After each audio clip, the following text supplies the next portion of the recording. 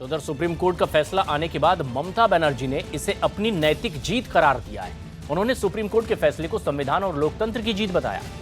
उन्होंने मोदी सरकार पर उनकी सरकार के कामकाज में रुकावट डालने का भी आरोप लगाया और कहा कि उनका लक्ष्य मोदी हटाओ देश बचाओ है। ममता ने यह भी दावा किया कि सीबीआई ने जबरन कोलकाता पुलिस कमिश्नर को गिरफ्तार करने की कोशिश की, जबकि उनकी सरकार की तरफ से सीबीआई को 5-5 चिट्ठियां लिखी गई। देखिए, जीत हमको नहीं मिली, जीत देश का जनता को मिली, जीत कॉन्स्टिट्यूशन का मिली, जीत हमारा सेव इंडिया को मिली, जीत हमारा फोर्स को मिली, जीत हमारा नौजवान को मिली, जीत हमारा फार्मर्स को मिली, जीत हमारा देश का नागरिक को मिली। इसके आपको मीडिया को भी जीत मिली, आप भी नहीं कह सकता है। सबको कंट्रोल करके रख दिया है, सबको।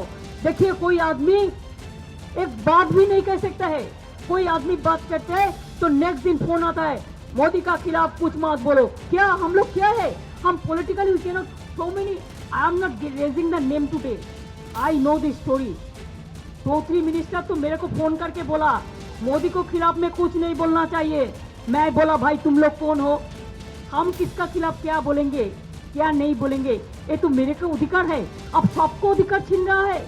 हम सोचते हैं हमारा ये मूवमेंट एक जन आंदोलन है, एक गण आंदोलन है। It is not the Trinamool Congress आंदोलन। दिस मूवमेंट, ये आंदोलन सबका लिए है। 2019 में मोदी जी नहीं आएंगे। हमारा दिक्कत क्या था? हम मोदी जी का खिलाफ में हम इंडिविजुअल फाइट नहीं कर रहे हैं, हम गवर्नमेंट का खिलाफ में। जो गवर्नमेंट हमारा फेडरल स्टेट में काम नहीं करने दे रहा है, हमको पूरा इंटरफेरेंस कर रहा है, हमको रुपया ठीक से नहीं देते हैं, हमारा लोगों को तंग कर रहा है, हमारा ऑफिसर को तंग कर रहा है, हमारा मीडिया को तंग कर रहा है, हमारा फिल्म इंडस्ट्री को तंग कर रहा है, हमारा इंडस्ट्रियलिस्ट को तंग कर रहा है, हमारा फार्मर्स को तंग कर रहा है। इसी के लिए मेरे को दिल बहुत रो रहा था। मैंने बहुत दिन तक डाइजेस्ट किया है। कितना तक कोई तो बोले, कुछ तो बोले, कुछ तो बोलना चाहिए। 4 पॉइंट देखिए आज क्लियर है। एक पॉइंट है, उन्होंने एलिगेशन किया था स्टेट गवर्नमेंट और पुलिस के खिलाफ में कंटेम्प्ट ऑफ कोर्ट, नहीं माना, नहीं हुआ, रिजेक्टेड। नंबर 2, बहुत सारे एलिगेशन ले आया था, that is also rejected. Number 3, mutual press में बात करने के लिए पहले भी ऑर्डर था, हम लोग उसको मान के ही 5 लेटर दिया, म्यूचुअल प्रेस में आके बात करो। चौथी बात यह है कि राजीव कुमार को अरेस्ट नहीं होगा। इसमें क्या होता है, वो जानबूझ के सबको अरेस्ट करके रख देता है और क्या करता है, बंगाल से लेकर उड़ीसा जेल में भेज देता है। जैसे देखिए हमारा सुदीप बंदोपाध्याय के क्या 7 दिन का अंदर उसको जेल उड़ीसा में जाना पड़ता है। कितना रुपया लगता है, कितना रुपया लगता है ठहरने के लिए, फ्लाइट भाड़ा के लिए, ट्रेन भाड़ा के लिए। हर रोज बेइज्जती करता है। जिधर में जिसको भी अरेस्ट करता है उड़ीसा में लेके चला जाता है। अब बंगाल में अरेस्ट किया, उड़ीसा के में क्यों ले जाएगा? जानबूझ के तंग कर रहा है। किसी को दिल्ली ले जाता है, किसी को उड़ीसा में ले जाता है, किसी को क्या है। आप कोई कुछ बोला तो आपको लेके कहाँ भेज देगा, कोई बात नहीं है। तो एक क्या देश चल रहा है, एक क्या एडमिनिस्ट्रेशन चल रहा है। हम इसी को लिए कहेंगे कि आज का जीत हमारा जीत नहीं है। The victory of the people, victory of save India, victory of democracy, victory of constitution and victory of all my forces including central and state forces. क्या हमने बोला? आलोक वर्मा कौन थे? सीबीआई चीफ थे। उन्होंने क्या बोला? उनको भी जेल भेजने का बंदोबस्त किया था। तो अगर आप घर में भी ऐसा करें तो आपको तो ऑफिसर लोग बोलता है, रीना मित्तल लेके आलोक वर्मा तक लेके सब क्या बोल रहे हैं, क्या बोल रहा है? बहुत सारे गवर्नमेंट ऑफिशियल है, बात नहीं कर सकता है। कोई कुछ बोले तो सीबीआई डाल देता है। ये क्या है?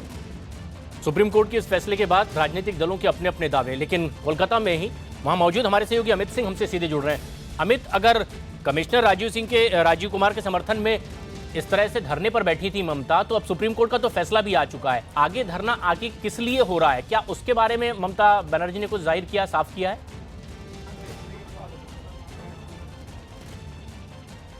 जी प्रशांत, फिलहाल थोड़ी देर पहले ममता बनर्जी ने जरूर हमसे बातचीत की थी, मीडिया प्रेस कॉन्फ्रेंस की थी, और उन्होंने साफ साफ लफ्ज़ों में कहा था कि जो वो इस प्रोटेस्ट पर बैठी हुई हैं, जो ये प्रोटेस्ट कर रही हैं, ये केंद्र के खिलाफ ये प्रोटेस्ट पर बैठी हुई हैं। और उन्होंने कई नेताओं के नाम गिनाए, अखिलेश यादव, मायावती, तेजस्वी यादव, शरद पवार, शरद यादव, अरविंद केजरीवाल की, ये इन तमाम नेताओं से लगातार इनकी फ़ोन पर बात हो रही है। और चंद्रबाबू नायडू किसी भी वक्त इस स्टेज पर पीछे आ सकता है। हालांकि प्रोटेस्ट कब तक जारी रहेगा, इस बारे में ममता बनर्जी ने ये जरूर कहा कि वो अपने पार्टी के नेताओं और दूसरे राजनीतिक दलों के नेताओं से बातचीत करने के बाद वो इस प्रोटेस्ट को कॉल ऑफ कर सकती है। लेकिन अभी तक इनकी यह बातचीत नहीं हो, तो कयास ये लगाया जा रहा है कि चंद्रबाबू नायडू यहाँ पर पहुंचे और उसके बाद हो सकता है कि जो ममता बनर्जी का अपना डिसीजन होगा वो हमें बताएं। मैं आपको यहाँ की स्टेज के अभी सीधी तस्वीरें आपको दिखाना चाहूँगा। आप देखिए स्टेज पर इस वक्त यहाँ पर तृणमूल कांग्रेस के जितने भी बड़े नेता हैं स्टेट के, वो सब इस वक्त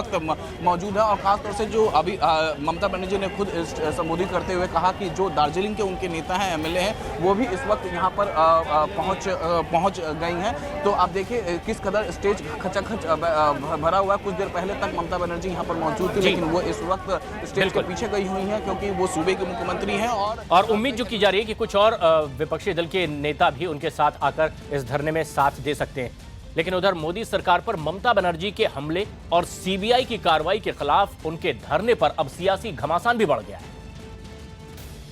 बीजेपी सांसद रूपा गांगुली जी हमारे साथ, और सुप्रीम कोर्ट के आदेश पर हम बात करते हैं। मैडम, इसको झटका मानेंगी या विजय मानेंगी अपने पार्टी के लिहाज से? पहली बात तो ये है, ये अगर पॉलिटिकल पार्टी की तरफ से मुझे बोलना पड़े तो हमारे नेतृत्व जो है पिछले 2 दिन से लगातार इसमें पॉलिटिकली जो हमारा कमेंट था, जो हमारा सोच था, विचार था, वो शेयर कर चुके हैं। रविशंकर जी किए हैं, स्मृति ईरानी जी किए हैं, जावड़ेकर जी किए हैं, कलकत्ता में जाके प्रेस किए हैं। तो ये पार्टी की तरफ से जो बात है वो आप तक और ये साधारण जनसाधारण तक ये पहुंचा दिया गया है। मेरा निजी जो फीलिंग रहा, पश्चिम बंगाल के इंसान हूँ मैं पॉलिटिशियन कम हो, मैं नागरिक ज़्यादा हूँ। हमारा ज़िंदगी पॉलिटिक्स से बड़े पले नहीं है। हम एक नागरिक रहते पश्चिम बंगाल की बुरा हालत देख के पॉलिटिक्स में ज्वाइन किए, और जब सोचे थे पॉलिटिक्स में ज्वाइन करेंगे तब नरेंद्र मोदी जी के भारतीय जनता पार्टी में ज्वाइन किए हैं। तो हम एक नागरिक होने के नाते ये कहना चाहेंगे कि ये एडमिनिस्ट्रेशन को इस्तेमाल करके आप पॉलिटिक्स कर रहे हो।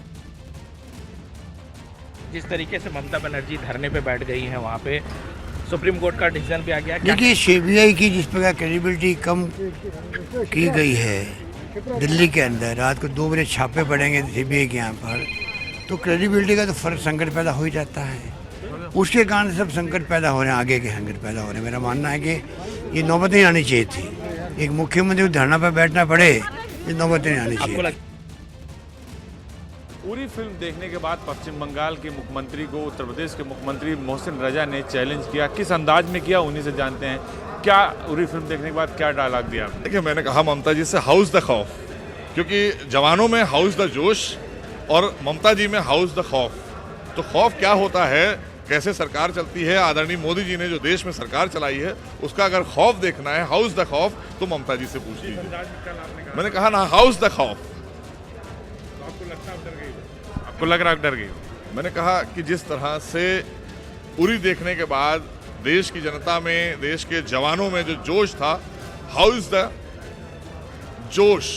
तो जोश एक देश के प्रति होता है, और जब देश और संविधान से आप बाहर चले जाते हैं और स्वतंत्रता पर हमला करते हैं, तो उस पर हम पूछते हैं कि जिस तरह से आज ममता जी भ्रष्टाचार में घिरी हुई हैं और भ्रष्टाचार से डूबे हुए लोगों का साथ दे रही हैं, वो हम उससे ही पूछ रहे हैं कि हाउस द खौफ।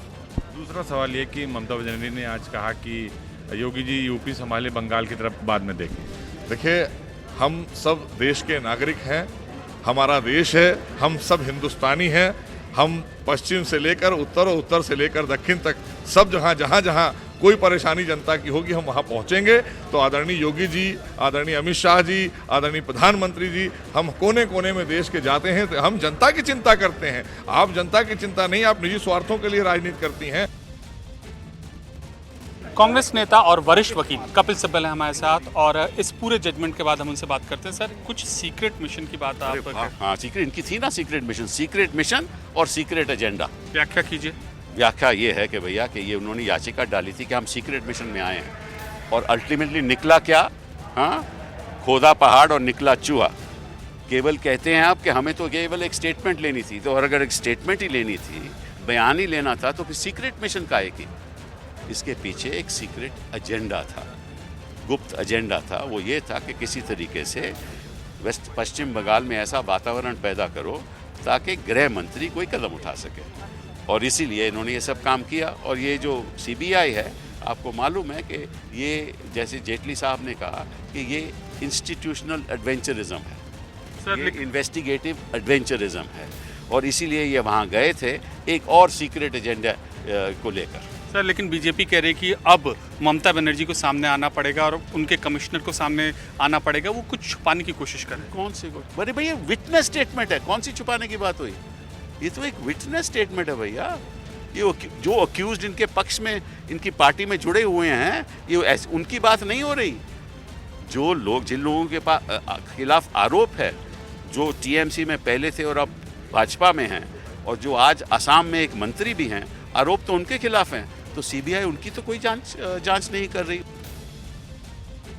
अधीर रंजन चौधरी जी हैं हमारे साथ और लगातार जो ये कन्फ्रंटेशन चल रहा है उस पर अपनी थोड़ी सी अलग राय रखते हुए, सर, पार्टी तो ये कह रही है, आपकी जो कांग्रेस पार्टी है ममता दीदी के साथ है, लेकिन आप कह रहे हैं कि करप्ट है। कांग्रेस पार्टी ये कभी नहीं कहा कि जो घोटाला, ये घोटाला बिल्कुल नहीं हुआ था। कहा कभी? कांग्रेस पार्टी कभी कहा कि जांच नहीं होना चाहिए? नहीं कहा। कांग्रेस पार्टी जिस तरीके से ये सीबीआई की हमला हुई थी, उसे कांग्रेस पार्टी को सही नहीं लगा, बस यही बात है। लेकिन कांग्रेस पार्टी कभी ये कहा कि जो घोटाला हुई थी, चीट फंड घोटाला, इसके खिलाफ कोई जांच नहीं होना चाहिए? नहीं कहा। तब आप हम लोग जानते हैं बंगाल की क्या हुआ या नहीं हुआ। बंगाल में लाखों की तादाद में लोगों को पैसा लूटा गया, चीटिंग किया गया, और ये तरूर पार्टी के बड़ा हस्ती इसमें शामिल है, सबको जानकारी है। और हम खुद ये गुहार लगाई थी सुप्रीम कोर्ट में जांच के लिए। सुप्रीम कोर्ट की आदेश पे ही ये सीबीआई की जांच हो रहे हैं, और सीबीआई पहले बड़ी धीमी ताल में ये जांच करते थे। हमारी तरफ से बहुत बार हम दावा किया था कि इसको रफ्तार बढ़ाना चाहिए। जब शुरू हुई थी अच्छा लगा, हमें उम्मीद है, हम उम्मीद करते हैं कि ये दोषी को पकड़ा जाएगा और आम लोगों की जो पैसा, वो पैसा वापसी होगा। ममता बनर्जी खुद को मॉरल विक्ट्री बता रहे हैं, लेकिन जहां लाखों की तादाद के लोगों को पैसा हड़प किया गया था, उनके लिए कभी आंदोलन छेड़ना ममता बनर्जी के मॉरलिटी के पास नहीं आते थे। अभी एक पुलिस कमिश्नर, जिनको साथ आम लोगों की कोई संबंध नहीं है, जो सिर्फ ममता बनर्जी की दलाल है, उनके लिए ममता बनर्जी आंदोलन छेड़ते हैं और कहते हैं कि मॉरल विक्ट्री। ममता बनर्जी के आंदोलन के बाद सियासी घमासान जारी है। सुप्रीम कोर्ट से भी आज ममता बनर्जी को बड़ी राहत मिली है, उनके आंदोलन को बड़ी राहत मिली है। हमारे साथ इस वक्त वारिस पठान उनसे बात करते हैं। फिर किस तरह देखते हैं, सुप्रीम कोर्ट ने एक तरीके से अब राहत दी है ममता बनर्जी को? देखिए, चल रहा मैटर सुप्रीम कोर्ट के अंदर है, राहत है, जो भी नोटिस है वो तो सुप्रीम कोर्ट फैसला करेगी क्या सही है क्या गलत है, और बस देश देख रहा है। सर, लेकिन इस पूरे मामले में एमआईएम ने जो स्टैंड लिया है उससे जुड़ा हुआ आपने भी एक ट्वीट किया है। मैंने जो ट्वीट किया मेरा पर्सनल ओपिनियन है, मेरा freedom of speech and expression है। मैंने लिखा 10 लाख के सूट को 250 रुपये की साड़ी ने औकात दिखा दी, और एक लाइटर मूवमेंट में। अच्छा, सही बात है ना, आप इतने बड़े बड़े सूट टाई सब पहन के घूमते हो, क्या कर दिया सोचो। इसीलिए बोलते हैं ना कि ज़मीन को पकड़ के चलो। और अब ये जो है सरकार की जो धांधली, दादागिरी, डिक्टेटरशिप का, ये तो अंत होना ही है ना। ये तो ज़्यादा वक्त तो नहीं चलता है ना। लेकिन सर, जिस तरह आपने एक तरीके से मजाक उस पर आगे आपने LOL भी लिखा था, एक तरीके से मजाक बनाया है। अब ये भी आरोप लग रहे हैं आपके ऊपर कि आपने 250 रुपये की साड़ी वाली ममता बनर्जी, इस तरह से आप एड्रेस कर रहे हैं ममता बनर्जी को, उसको लेकर काफ़ी विवाद खड़ा हो गया।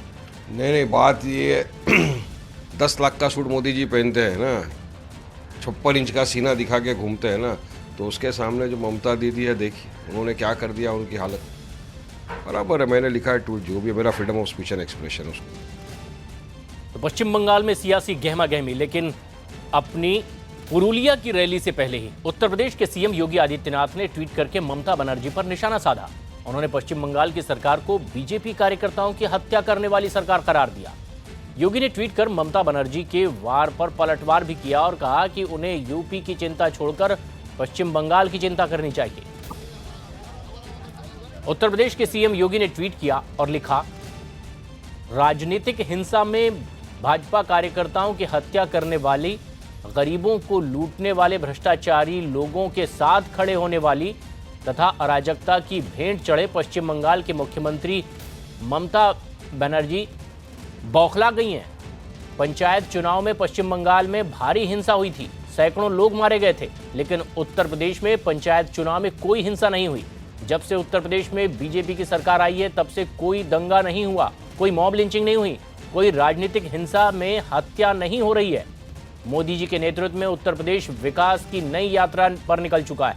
इसीलिए आप उत्तर प्रदेश की चिंता छोड़िए और बंगाल पर ध्यान दीजिए।